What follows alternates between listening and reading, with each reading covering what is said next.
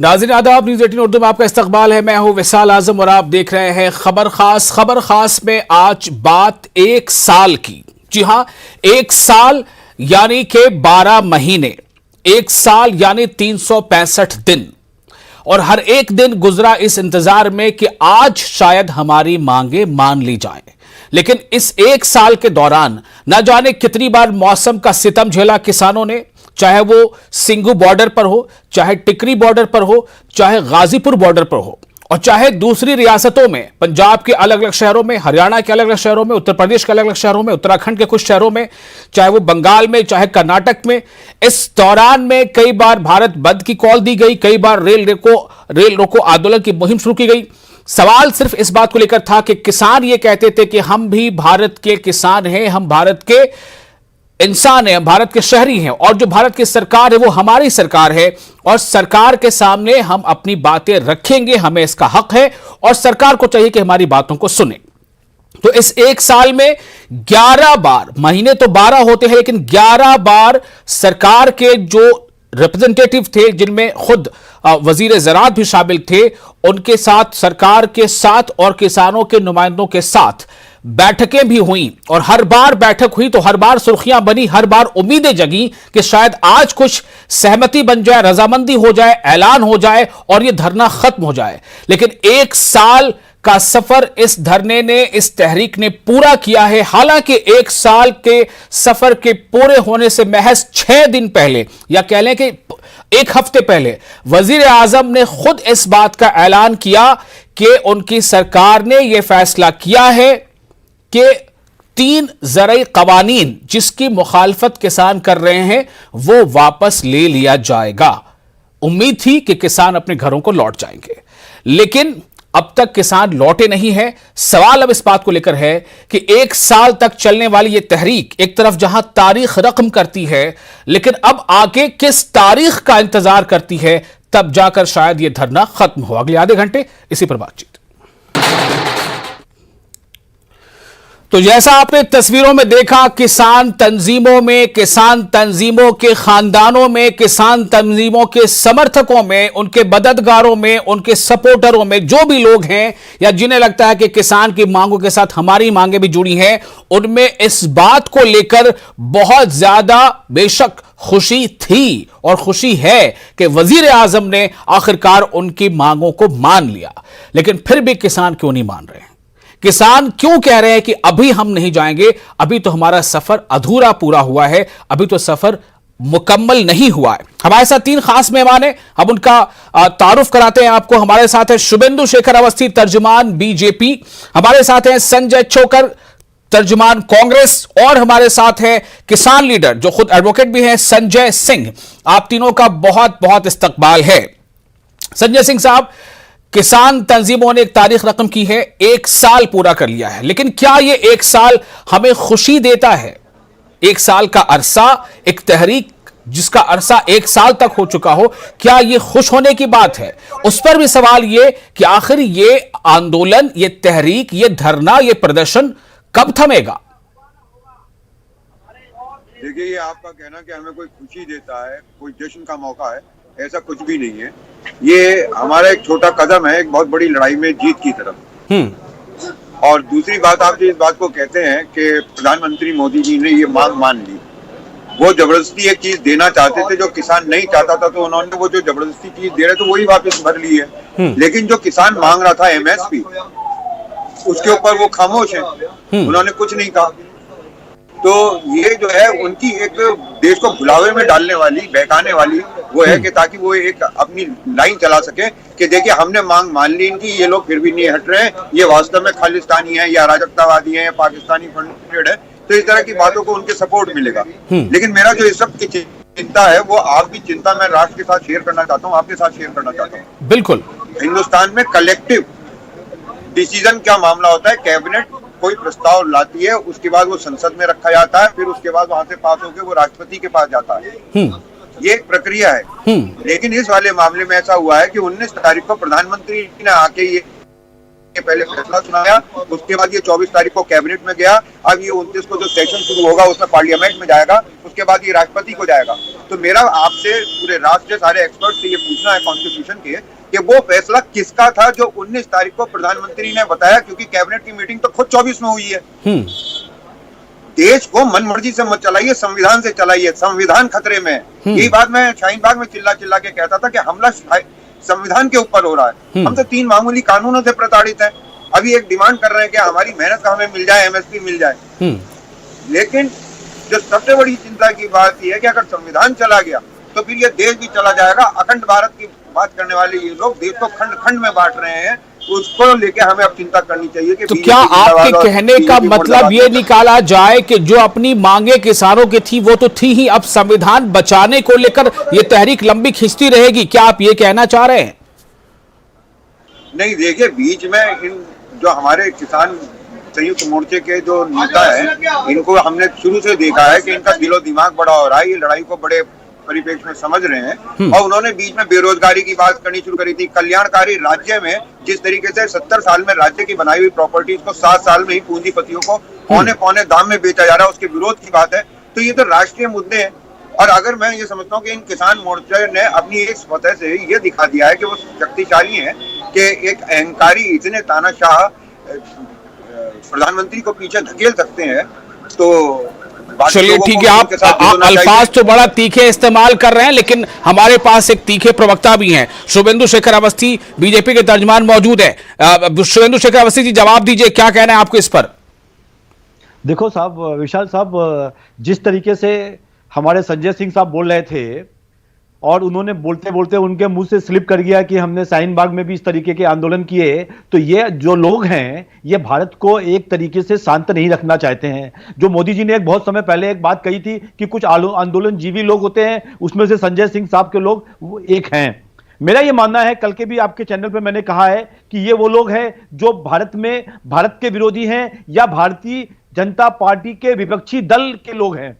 और ये लोगों को हम कुछ भी दे दें, आज इनकी हम 100 मांगे लिख दें कि ये 100 मांगे हैं, तब भी ये लोग बाहर नहीं जाएंगे, क्योंकि इनका मुख्य मुद्दा है कि किस तरीके से ये जो किसान आंदोलन है चुनावों तक घसीट सके।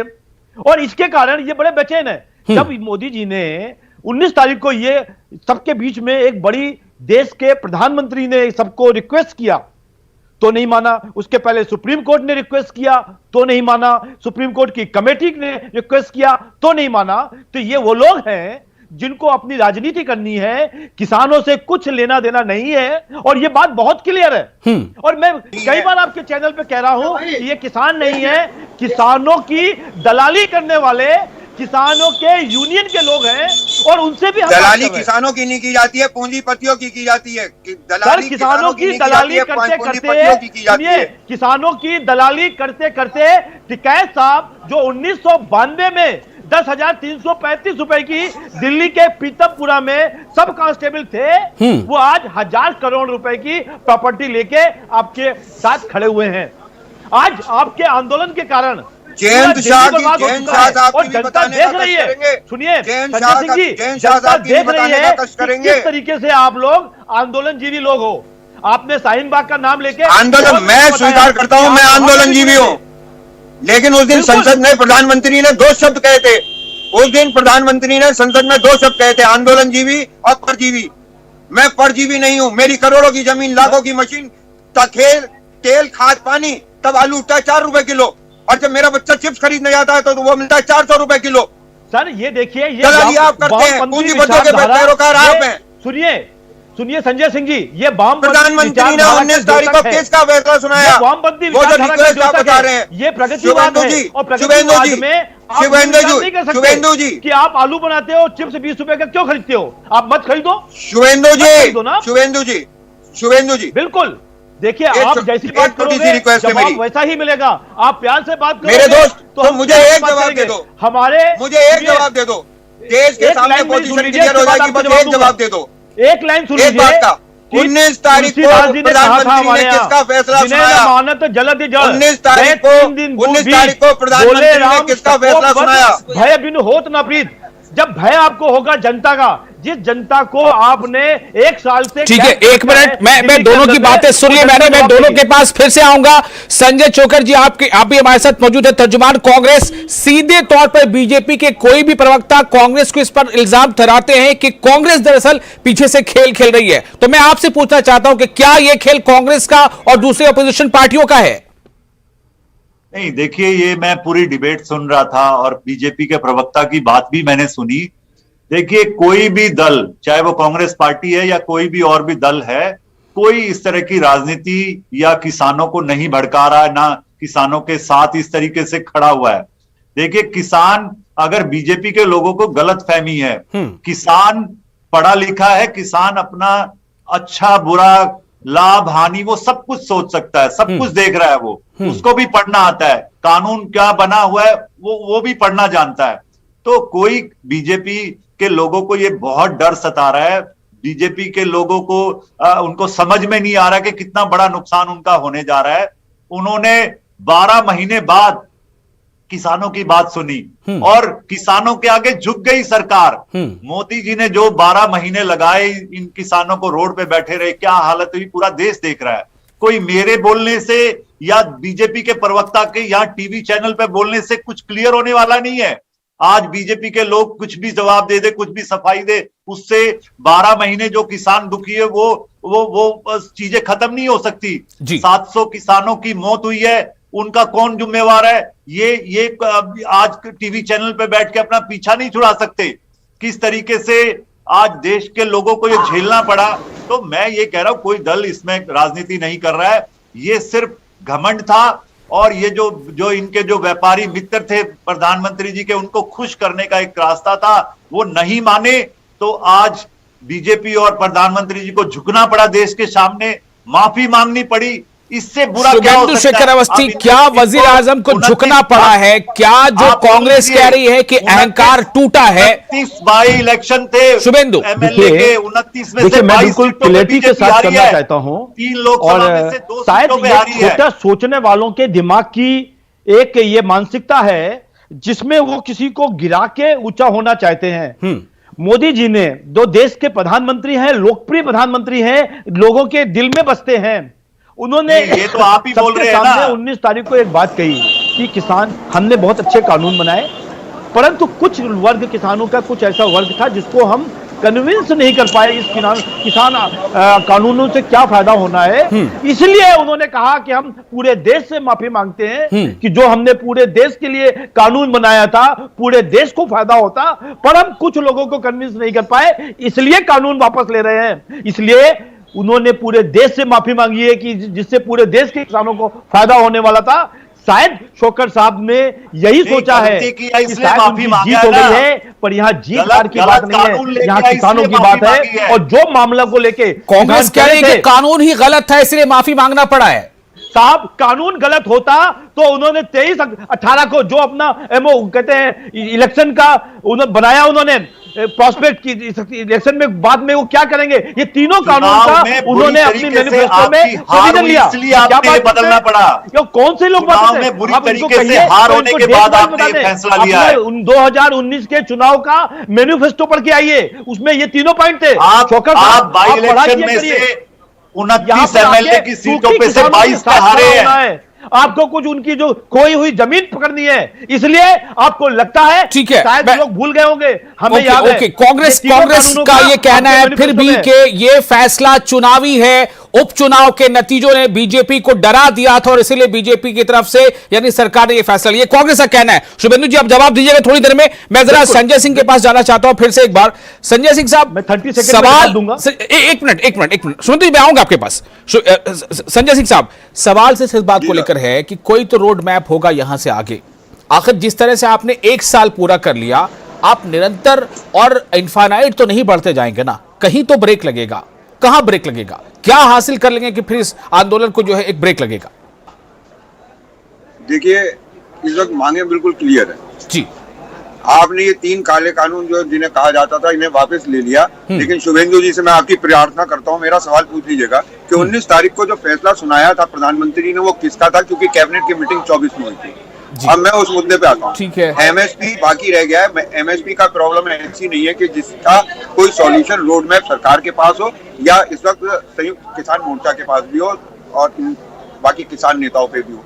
तो इस पे तो एक कमेटी बन के ही टाइम बाउंड प्रोग्राम के साथ अधिकार दे के वो इसको सॉल्व करेगी।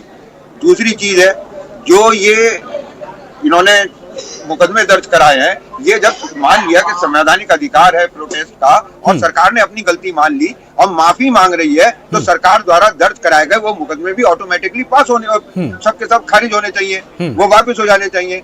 रह गई इन हमारे 700 750 किसानों की शहादत, तो उसके लिए मैं बिल्कुल क्लियर कहूंगा कि मोदी जी, जो आप बड़े दिल की बात करते हो, तो वो इनके लिए कुछ करो। इन्होंने भी देश को जगाने के लिए इन्होंने अपने प्राण दिए। और मैं मोदी जी की एक बात आपको बस याद दिला के अपनी बात पूरी करना चाहूंगा।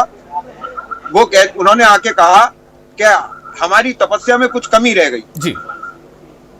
पानी उन्होंने जाड़े में पानी के धार उन्होंने पड़वाई, लाठियां उन्होंने पड़वाई, सड़कें उन्होंने खुदवाई, उन्होंने हमारे को हर तरीके से प्रताड़ित किया। 750 मरे, कारें हमारे ऊपर चढ़वा दी, मंत्रियों से कत्ल करवा दिया हमारे किसान भाइयों को, और उसके बाद कहते तपस्या अधूरी रह गई। क्या सबकी जान लेके मानते क्या? तुम्हारा अहंकार टूटा है और बाकी प्रताड़ित वर्ग को भी अब किसानों के साथ मिलकर खड़ा होना होगा ताकि इस राक्षस राज से हमें मुक्ति मिले। भारत माता का दम घुट रहा है। हाँ। फिर देखिए शुभेंदु जी, फिर आपको कुछ बोलना पड़ेगा। देखिए जी, बोलिए, मैं आपके पास देखिए ये जो भारत माता को बात करने वाले लोग हैं, इन्होंने कभी भारत माता को अपनी माता माना ही नहीं है। दूसरी चीज मैं जो आपको जवाब देना चाह रहा हूं कि दिल्ली के बॉर्डर को आप बिना पूछे परमिशन के तोड़ोगे, कोई भी हो, चाहे वो किसान हो, चाहे वो कोई व्यक्ति हो, तो जो एडमिनिस्ट्रेशन उसको हैंडल करता है वो उसको जरूर रोकेगा। आपको लाल किले पे पहुंच के आप जो चाहोगे वो करोगे क्या? जो आपके ऊपर इल्जाम लगाए गए हैं वो सही है। दूसरी चीज, आप वहां पे बैठे हुए, आपके यहाँ एक महिला आती है आपके दिल्ली में कौन बैठा हुआ है देने के लिए, आपके यहाँ एक महिला आती है, आपके रेप करते हैं, दिल्ली की पावर के ऊपर, तो उसके ऊपर केस ना किया जाए। आपके यहाँ एक निहंग लोगों की हत्या करके उसकी बॉडी चला देता है, उसके ऊपर केस ना किया जाए। देखिए, शहीद वर्ड बहुत अच्छा होता है। आप लोगों की सबसे बड़ी दिक्कत ये ना, आप न्यूज़ 18 उर्दू में ये नहीं हो सकता। मैं सबको मौका दूंगा बोलने का। प्लीज प्लीज, शुभेंदु जी कुछ कहना चाह रहे हैं, आपकी बात पर वो कुछ रिएक्शन देना चाहते हैं। संजय सिंह जी बोलिए। आपने प्रश्न पूछा इसीलिए जवाब देना। हाँ बिल्कुल, आपने पूछने पर ही बोला है और एक बार फिर मैं मौका देना चाहता हूं आपके किसी बात पे। जी संजय जी, थोड़ा सा टाइम दीजिएगा, फिर मुझे चोखर जी के पास जाना है। मैं बहुत छोटे में समय दे दीजिए। अपनी बात कह रहा हूं कि शुभेंदु जी कह रहे हैं दिल्ली में किसान, इसके सरहद पे जबरदस्ती, दिल्ली की सत्ता पे वो ताकतें काबिज है, फंडामेंटल फोर्सेज जो भूख में धंधा और फायदा देख रही हैं, और टकराने वो आई है फोर्सेज सिखों के नेतृत्व में जो 500 साल से हाथ जोड़ के कह रहे हैं प्रसादा पाओ जी, लंगर छको जी, अन्नदान हमारे यहाँ महादान है। सुनो, और ये भूख के ऊपर जवाब मैं देना चाह रहा हूँ, उसी का जवाब देना चाह रहा हूँ। हम आगे उखाड़ के फेंकेंगे जो भारत की भूख और भूख के अंदर धंधा और फायदा देख रहे हैं। सर ये आप मेहनत हमारी और इनके गोदामों में कैद नहीं होने देंगे। भारत की जनता ने हमको चुनकर भेजा है और हर दिल में मोदी जी रहते हैं। और आप मैं आपका लास्ट जवाब दे देता हूं। संविधान जो आपने शहीद की बात कही है, किसानों ने कोई शहीदी नहीं करी। शहीद वो होता है जो बॉर्डर पे खड़ा होकर दुश्मनों के साथ उसकी लड़ाई करता है। किसानों की मृत्यु किसी आप तो एडमिनिस्ट्रेशन के कारण नहीं हुई है। आप तो पुलवामा वालों को भी शहीद नहीं मानते। संजय सिंह जी, आपकी विचारधारा शायद इतनी पवित्र है कि आपको हिंदुस्तान में ना रह के पाकिस्तान या अपनी जो आपके आका लोग चाइना में रहते हैं वहां मंत्री, बस यहीं तक रहने दीजिएगा। बहुत सारे जितने भी जो सफिक्स हैं, आन तान बान वाले, पता नहीं कितने कितने तान इसमें, पाकिस्तान, खालिस्तान, बहुत सारे ऐसे, इसको रहने दीजिए अभी यहाँ पर।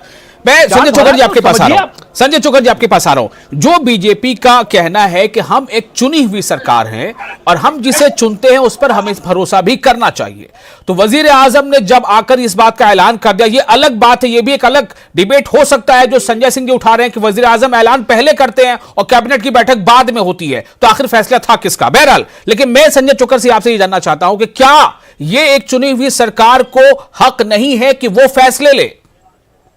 नहीं, चुनी हुई सरकार को पूरा हक होता है क्योंकि मेजोरिटी में सरकार है कि वो कोई भी फैसला ले सकती है। लेकिन अगर आप इसको देखेंगे फैसला कैसे लिया गया, ये कभी जो आज ये हालात आते ही नहीं है। अगर बीजेपी या प्रधानमंत्री जी जो जितने भी हमारे किसानों के संगठन है, पहले उनसे चर्चा करते इस बिल के बारे में। अरे जिसके लिए आप बिल बना रहे हो उससे फीडबैक तो ले लो, उससे चर्चा तो करो, उन संगठनों से बात तो करो। ना किसी संगठन से बात करी, ना पार्लियामेंट में चर्चा करी, अचानक बिल लेके आ गए। तो विरोध इस बात का हुआ, अचानक बिल लेके आए तो किसानों ने उस बिल को देखा, पढ़ा, तो उनको लगा कि ये हमारे हित में नहीं है, इससे हमारा नुकसान है, और उन्होंने उसका विरोध किया। फिर विरोध होने के बाद अगर ये उनकी बात देखिए, जब ऐसा नहीं है कि कांग्रेस के टाइम पे भी बहुत सारे प्रदर्शन, बहुत सारे आंदोलन होते थे जी, लेकिन मनमोहन सिंह जी के टाइम पे महेंद्र सिंह टिकैत जी ने एक बड़ा प्रदर्शन किया था किसानों का। अगले ही दिन उसको बुला के पीएमओ में उनकी बात सुनी गई, उसका हल निकाला गया था। तो ये जिद करके बैठे हुए थे, 12 महीने तक इन्होंने बात नहीं सुनी, और 11 दौर की बातचीत करी तो पहले ही शर्त रख दी कि हम इसको वापस नहीं लेंगे, आप बात करना है तो करिए। तो कहीं ना कहीं जो किसानों को या देश के लोगों को लग रहा था कि बीजेपी की मंशा ठीक नहीं है, प्रधानमंत्री की। ठीक है, ओके। राकेश टिकैत ने क्या कहा है, आंदोलन को आगे कहां तक ले जाना है, नहीं ले जाना है, क्या मांगे, उस पर एक छोटा सा बयान है, जरा सुनते हैं राकेश टिकैत का, फिर फाइनल कमेंट ले लेंगे। राकेश टिकैत। उम्र हो गया है, वर्षगांठ मनाई जा रही है। राकेश जी, 1 साल पूरा हो गया, किसान आंदोलन को लेकर जिस प्रदर्शन पर आप जोर शोर से बैठे थे वो पूरा हो गया। आज का क्या एमएसपी नहीं रहेगी अभी भाई, एमएसपी पे गारंटी कानून बने। 750 किसान शहीद हुए, उसकी जिम्मेदारी किसकी होगी? मुकदमा भी हुआ है, मुकदमे भी, सारी चीजें। सरकार ये कह रही है कि अब अगर बिल वापस हो गया है तो अब आप लोग घर जाएं। एमएसपी पे कौन करेगा बात? एमएसपी तो एमएसपी पर फाइनल चाहते हैं। संजय सिंह जी, 10 सेकंड ही दे सकता हूं, वक्त कम है, बोलिए कब तक? जब तक संपूर्ण विजय नहीं होगी। जब तक संपूर्ण विजय नहीं होगी। शुभेंदु जी, चुनाव की तारीख करीब आने वाली है, क्या ये एक बड़ा मसला बन जाएगा? मैंने कहा है कि हम यदि 4 कदम आगे बढ़े हैं तो कम से कम 1 कदम आप तो आगे बढ़ाओ, और ये यदि आप नहीं बढ़ाओगे तो दिल्ली की नहीं पूरे देश की जनता। संजय चौकलिए, 10 सेकंड, क्या होगा आगे? लोकतंत्र में सरकारें लोगों के अनुरूप चलनी चाहिए, लोग वोट करते हैं इसमें। तो मैं ये कहता हूं कि जो भी ये 750 लोग जिनकी मौत हुई है, इनको पैसा मिले, आर्थिक मदद मिले। राहुल गांधी जी ने बोला है जो मुकदमे दर्ज हुए वापस लखीमपुर वाले मामले में जिस पर इल्जाम है उस पर भी मांग है किसानों की। बहुत बहुत शुक्रिया आप तमाम लोगों का इस खास मौजू पर अपना वक्त देने के लिए, और न्यूज़ 18 उर्दू के नाजरीन आपका भी बहुत शुक्रिया। मुझे दीजिए इजाजत, आदाब।